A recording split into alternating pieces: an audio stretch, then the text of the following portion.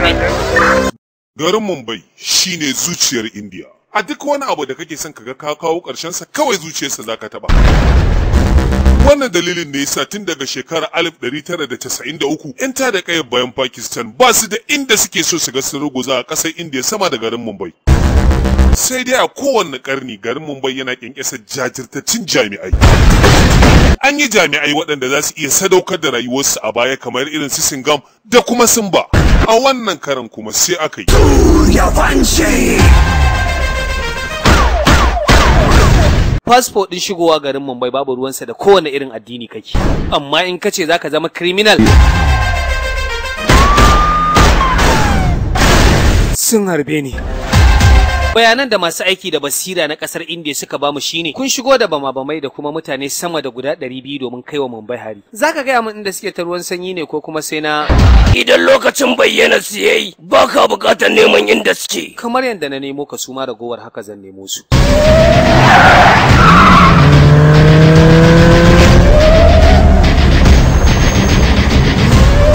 Babu shakka sun shigo da makamai masu matuƙa hadari waɗanda na tabbata idan suka harba su kowa da yake garin Mumbai sai ya shege.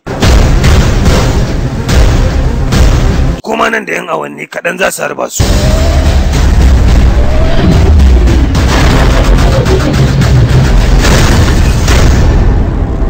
Babu shakka Indiya ce ta tarwatsa min rayuwa. Yanzu kuma na dawo ne domin na ɗauki fansa.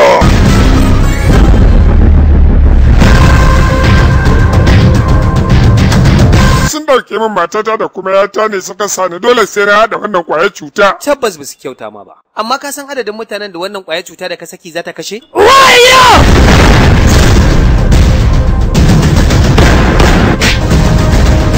Ko kwanto ba na yi waɗannan bayanan daidai ne. Wannan harin nasu a garin Mumbai za su yi shi.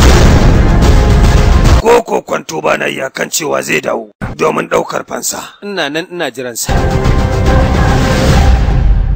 Zan nuna masa yadda ake ɗaukar fansa.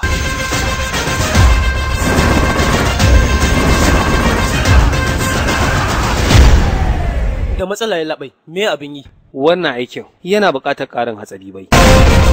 Police! Iya labai akwai matsala.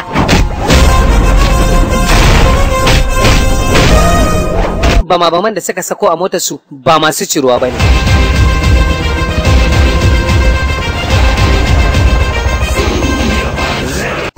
Fansa! Ka sani cewa ko da a yanzu kun sheke magabaki ɗaya hatsabiban ba su gama zuwa ba.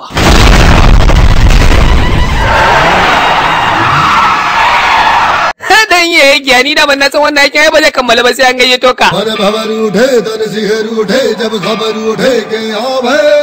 Wai ka duk sanda zaka zo sai ka faso da mota ta juya? Kai me yana ka naɗa ni saman helicopter? Ha, to wanne ne babban hegen a kafta? He mu tantance a tsakaninku. Sooryavanshi!